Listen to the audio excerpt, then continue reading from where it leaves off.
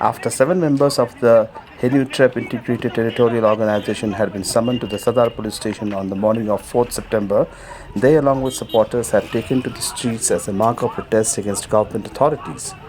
The members of the organization had gathered at the parking lot situated opposite to the Shillong branch of the SBI with an intention to march towards the Meghalaya Secretariat. However, on reaching Kachari Point adjacent to Deputy Commissioner's office, the crowd of protesters were stopped by the police. After much retaliation, the police resorted to Lathi charge while tear gas shells were shot to disperse the crowd, thereby preventing the members of Hito to proceed towards the main secretariat building.